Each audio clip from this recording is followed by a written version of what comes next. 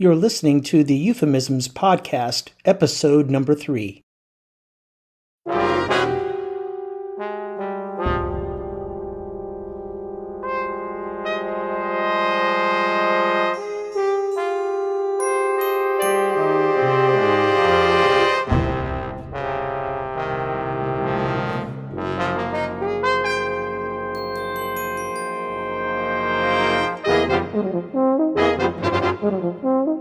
Welcome to the Euphomisms podcast, discussions on everything about the euphonium. My name is Don Paulmeyer, your host. Today I conclude my interview with Master Chief Musician retired Roger Behrend. So Roger, I'd like to just talk to you a little bit, pick your brain about chop health on tour, especially whether it was with the Coast Guard band, with the Navy band, because you've been there. I've done the tours as well. You're hammering your chops day in and day out. You're living out of a suitcase. You're riding a bus. Nothing is normal. What did you do? Did you do anything special day to day? Exactly. Like I mentioned, I was in the band 6 months, a year in the Coast Guard band, and things were going away.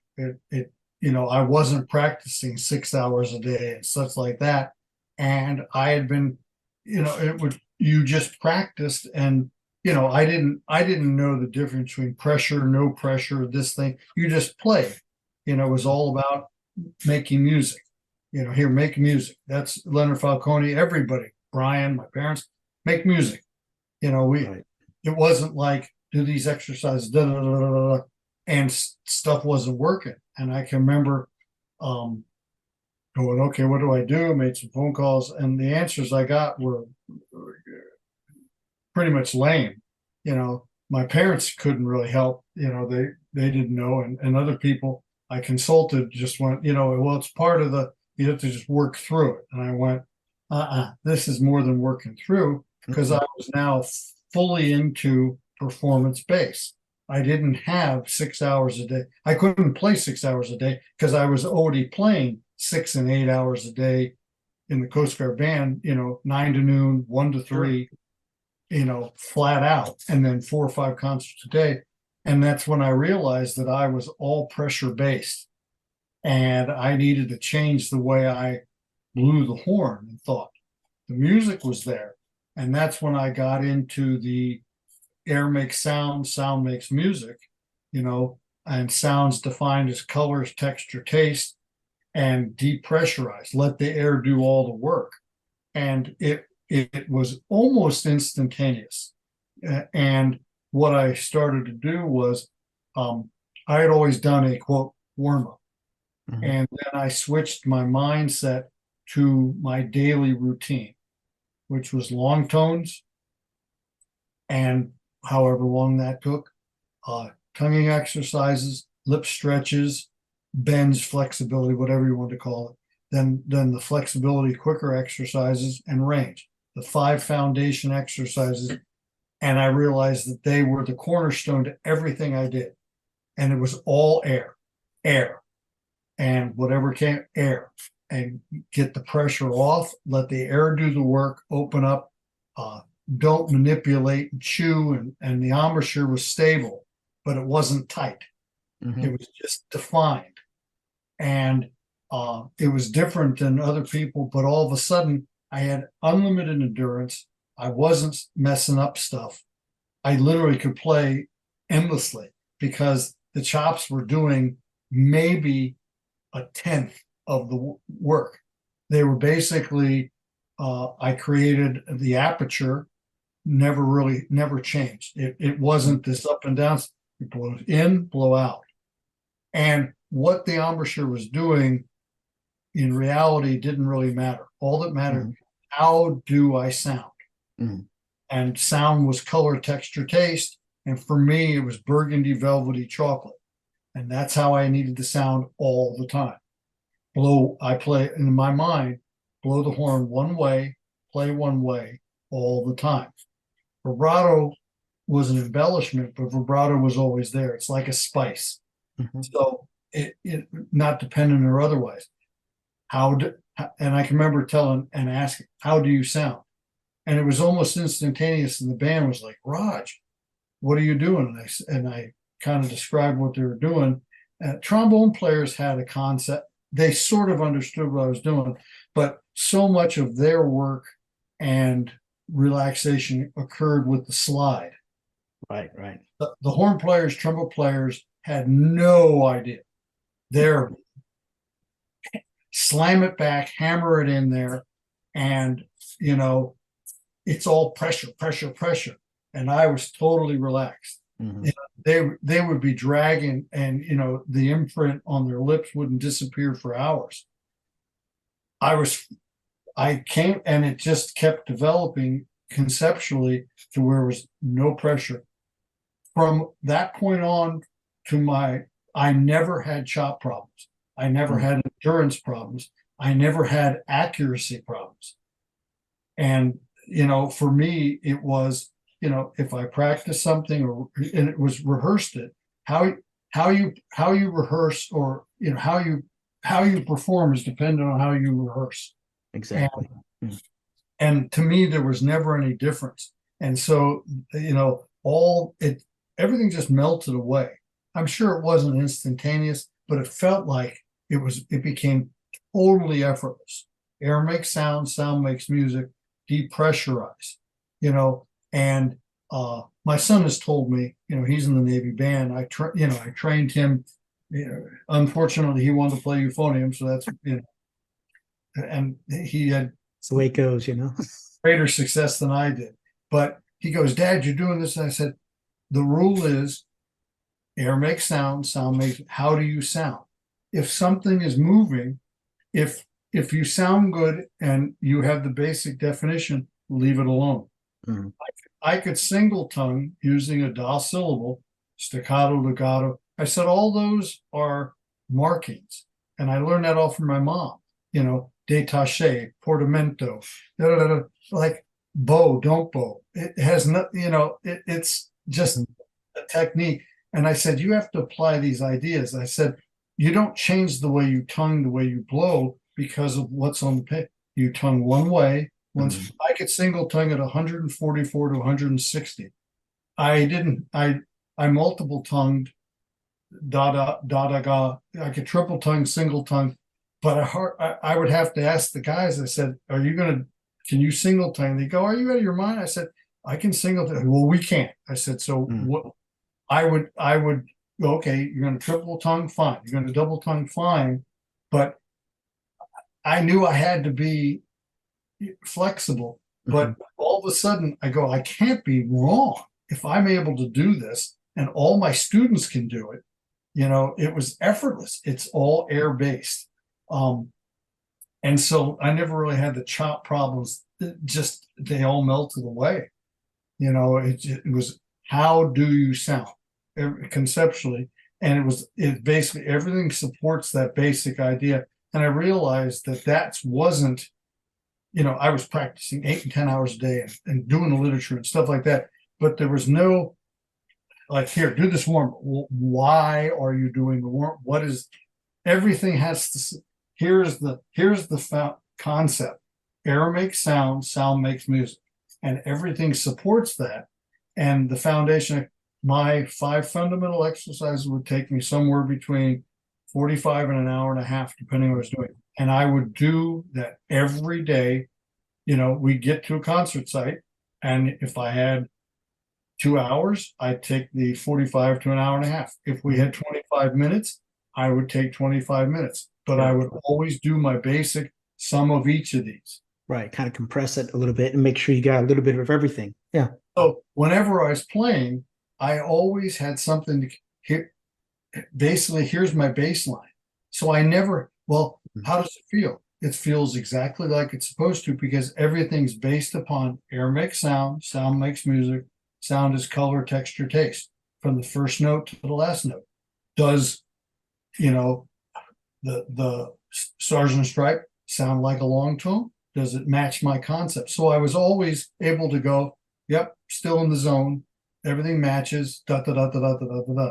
So it was never anything stood independently. It was basically the foundation supported the basics. And that came within about a year of getting a Coast Guard band, realizing that we were in a performance orientation, not a practice orientation. Because literally, if you're practicing 4 or 6 hours a day, you're playing through problems. They don't come up as much, but you're not playing 2.5 hour concerts or several concerts a day, or okay, rehearsal's over, we need you to go out, somebody went down, you got to fill in and do 1 or 2 afternoon funerals, and oh yeah, by the way, we got a concert tonight, so see you there for that. Exactly. Yeah. But no, that's the gig today. That's the job. That's right. Go bash yourself out, your face up, marching around, bouncing around, and then go play a nice, sensitive concert that night. Yeah. I remember I marched 4 years in high school, 4 years in college, and then crippled myself. I have 2 replacement knees, carpal tunnel, back. I had to stop playing in 2016 because everything went numb.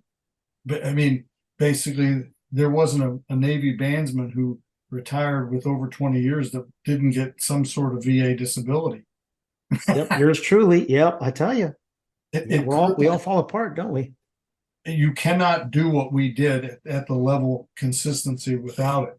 And that's just it. So for me, making that monumental change, which was that's what I taught, that's what I did, that was what I did in clinics. Some people didn't understand or want to do it. They were muscle based. They were if you can't feel and push it. Falcone was, I mean, just intense on the embouchure, but it was air based. But it was for him. He had a tip to his tongue. It was like a diamond. Oh, wow. So that's why, and it was very distinctive. What he did, but he always said, "Look, don't play like I do. Make music like I do." That's interesting. Yeah, and it was always music based. He goes, "Here, let's play this." And I think Brian, all my teachers never talked about notes. They always talked about making music. That kind of. So I never had any chop problems other than things went away, and I was lucky enough to be able to, I heard people and I went, I need to try this and this and this, and it led me almost instantly, and it had to be right because you didn't have a choice, right? You had to survive, right? It would have been, you better, you better fix this, and that's the answer. Like, what am I supposed to do? You better fix it. I can remember speaking to any number of young people coming in the band, and I said, "This is going to happen, blah, blah, blah." And they go, 6 months later, "How do you know all this stuff?" I said, "Been there, done it. I see everybody around you." So I said, either you adapt and change the way you do things, or you're gone in 4 years. Exactly. Yeah. You'll just mentally, you're not set up that way. And you could tell the people auditioning and the teachers and the things that the shift from you've got to be performance orientation.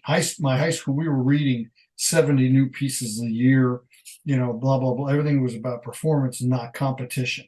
Okay, we're going to march 9 months of the year. Well, then you're not going to sit down and do very well. Your kids can't read. Nope, they sure can't. Yeah. I can remember I was lucky enough to be in the McDonald's All-American Band in 1975. Went up to New York for the Macy's parade. They had brand new instruments for us. We unpacked them, got them ready to go. And I was playing the audition for seat placement. And they said, "Do you know any scales?" And I went, "I know all the scales."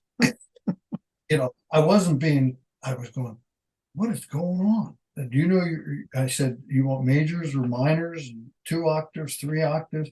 I mean, I was from Fairfax County. I was from Washington. And they went, "Oh, and then he went, "Oh, we know where you're from." Yeah, you're one of those people. Yeah. Honest to goodness. And I went, and I started snickering because then I played, okay. They go, "What do you want to play?" I said, "Well, I'll do you a 3 octave B flat major scale." "Oh, you will you?" And so I went pedal B flat, and it was okay, cool. And then they said, here, we want you, can you play this? And they put it up, and you take your couple minutes, you finger through it, how I was taught to sight read. You check your clefs, and you finger and count until they go, okay, play. And they go, you know how to sight read? And I went, I guess so. And they said, well, start anytime you want. So I played, and I was flabbergasted, Don. It was like, what? And I finished and left the room, and they go, well, I guess you're going to be the principal player. And I said, cool, which amounted to basically handing out all the music. There were no solos, and then I ran the sectionals, which were, let's go through this. And there were kids in that group that were chosen that basically had to teach rhythms to and things and that stuff. But I got to the payphone, dialed my mom and dad, and I said, what's wrong? What's wrong? In the middle of the day. I said, Mom, Dad. And Dad was home because he had just finished school. And I told him, they were both laughing so hysterically. And I said, what is going on? And I said, because they had experienced, and they said, well, you're getting a taste of the real world. And, but it was like, wow, the expectations of being, prepared. So anyways, the chop thing really was it was an issue. And then my philosophy and idea took me right through my 30 years career, until the body failed. Yeah. Well, speaking of preparation, just talk us through how you would take, say, a brand new solo and prepare it from the genesis of your preparation all the way through to the performance. What you would do, how you would approach it, things you would look for, for those who are listening that might need some tips on how to prepare something. Which is a fantastic question, because I approached everything I played as a solo, whether it was an exercise in the book.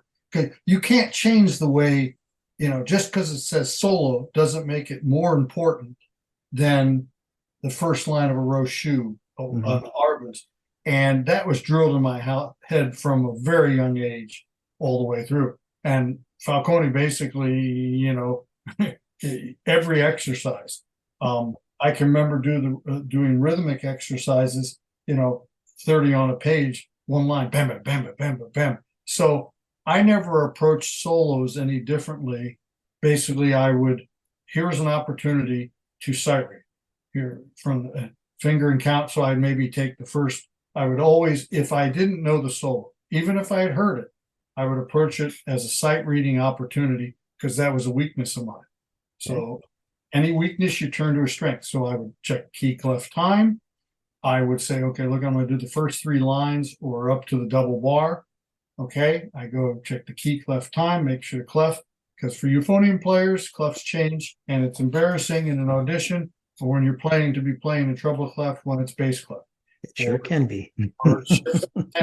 And we would throw stuff in an audition, and they crank like, did you check the clef? Thank you. Have a nice day. So, and I would finger and count, do the rhythms, count, finger, and sing. I'd always sing. Singing is it's a lost art. My mom grew up with Curtis with solfeggio. Everything was sung. You don't play anything until you sing it. For me, it was finger, count, and sing. And I would sing and count at the same time. Then I go, ready, go. And I would never stop. No matter what happened, I would start it and read the section I was doing. Then I might go back and do it again. I'd work through the solo, but that might be the last time for a while that I worked from the front to the back. Then I would start working as an exercise. Rochus and stuff are a page or 2 pages. So solo is not that much different. But I would work from the back end forward twice as much. That way because everyone always works the first 40 bars. Right. And those are always really good, right? And then they always bomb at the end because they're not prepared. Right? A lot of times I'd have students go, here, please start down here. That didn't practice down there, did you? So I would work my way back up, because undoubtedly every solo The end relates to the beginning. And from a form standpoint, and that's form and analysis, which I was terrible at, plays such an important role, especially if in a solo there's a cadenza. A cadenza is only a bridge. It bridges one section to the next. So how are you going to connect it? This idea of it's got to connect. What are you trying to say? Here's an opportunity for you, unaccompanied, to make a statement. And the person should hear four parts in a cadenza. That's the way I always approached it. It has to make musical sense, and not just notes. So then I'd work, break it down, and I had the 3 times perfect rule or the 10 times perfect rule is you play a rhythm, play a measure, add a 2 measures and stuff. And it wasn't just one time. It wasn't 2, 3, like 10 times you could play it, work your way back. And then I would try, if I had time, is play the solo front to back for continuity, at least once a day, once in that rehearsal cycle. Because remember, solos were only one aspect of my practice rehearsal. Fundamental exercises. We had foundation exercises. Then when exercises, scales, stuff like that, books, excerpts, reading and such. And solos were just one area. So they were no more important. They were just elongated exercises. Because everything in a solo, you should already know how to do. This idea, I know some professors, and it's just a different philosophy. Here, we're going to work the solo, and then we'll figure out all the techniques you don't know. Falcone didn't work that way. You got a solo based upon what you could do. And every teacher I had ever had, the solo was a representation of where you were in progress. It wasn't, okay, we're going to play this. Oh, you don't know how to triple tongue. We'll learn to triple tongue. It was just, I couldn't deal, that just didn't track with me because I hadn't ever been raised that way. Solos were, and to de-emphasize them took a lot of conscious effort. That I can remember students going, Mr. Behrend, I got a jury coming up. I said, it's not going to be a problem. I said, what do you want to play? I said, pick a solo, and I'll tell you if it works. I said, that's fine. You got 4 weeks. Oh my God. No, you'll be fine. and they would understand because I said, this is no different than anything. You have the ability just to almost read this thing. And I think I even had a student go in and read a solo that I knew they could do. It was much less, and it was like point made. I said, don't overemphasize anything if you are truly prepared and ready. If you know the extra, and that's why sight reading is not, it's pattern recognition. Exactly. Yeah. And you're talking about somebody with dyslexia. So I know reading patterns when you look at a word and you don't recognize it. I said, that's the point, is that part of playing these auditions is total confidence, is soloing, and just time and time again. When you go down tour and you're a soloist and you're playing a solo 20 and 30 times, 12, 15, 18 times every other night. And sometimes, oh, Roger, we need you on tonight. So it's 3 days in a row. There's no, oh, well, I'm just going to take a night off. It's lay it down. And then the tuba quartet was always an encore, same encore, bam, bam, every night. And that was the point. And people would say, man, you guys sound the same every friggin' night. And I said, thank you. That's what it's all about. That's what you are paid for consistent. These rock stars every night, it's the same thing. And you're not paid to be, different. You're paid play here. Downbeats given, they expect certain things. And that's where the consistency comes. Awesome. Another question. What, if you could narrow it down, what would be the greatest memory you had in the Navy band and or the Coast Guard band? I guess playing the Nellie Bell Concerto in the Coast Guard band, because my mom had passed away when I had been in the band 6 months. So my dad being there with Vaslav Nellie Bell was a real special moment. My wife, we didn't have kids yet, and so my dad traveling up and seeing that was one of the high points. And Lou Buckley dedicating a big concert for the premiere, which I appreciate. And Dave Weirden was instrumental in going, look at this is Gary Buttery and Dave Weirden, both senior low brass players, say this is something special. Mm-hmm. And because Václav was from Connecticut and all this thing. So I really appreciate that. Was probably a special moment. Playing in Midwest, there were so many cool moments. I actually wrote the marching tattoo in Sweden, our first tattoo, marching in the Globe in Stockholm, and just rocking that place with 40,000, 50,000 people, not knowing what the American band's going to do. They were very used to European bands. Playing Midwest, was always a high point. Soloing. I soloed with Lake Braddock, and Bobby was in the Lake Braddock High School band, and we got to do an encore together. That's nice. There are so many fantastic moments. You're playing in band, you play a lick, and the low brass section plays together, or you play with somebody, and it's just 5 or 6 notes, but it's magical. Hulse and you just wow. I can remember playing our phrase, and everybody was on this, and it was like everyone. That was so cool. And you talked about it for years and such, and you played it 50 or 60 times, but that one night it just connected. And everybody who's done all this says, yeah, I played one note, one long tone that just set the entire mood. And you go, a long tone. Yeah. It was one note at the end of this or something like that. Awesome. I had such a blessed career. It was so many great moments. Okay. And another one, if you could have a conversation with a younger Roger Behrend, what kind of advice would you give him right now? Probably shut his mouth half the time and listen. I recognized that I was very much the gladiator in the ring. Are you entertained? Because, my success was based upon competition, and it was hard to turn that off, because that's what got me to where I was. And I loved soloing, because to me it was always an ensemble. I'm an ensemble player. So I think it really wasn't the playing. It would be take the time to listen and appreciate the people around you.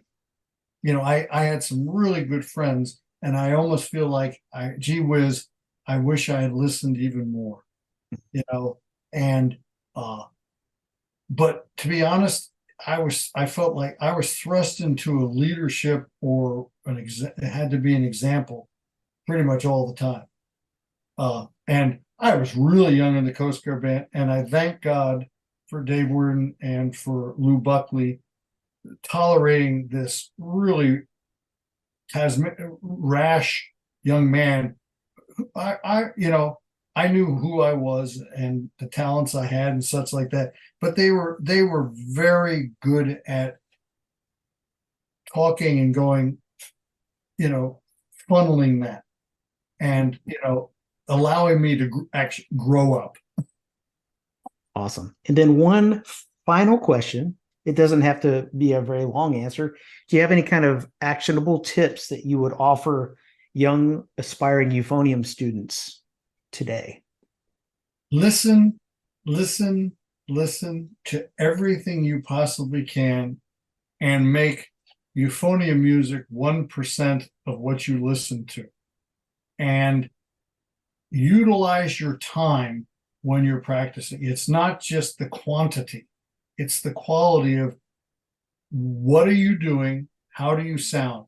Know what you're going to do before you sit with the instrument at all times. The idea of just banging away at something is counterproductive. that was a big change. As be a professional. Professional is paid to know what's coming out of the horn before it comes out.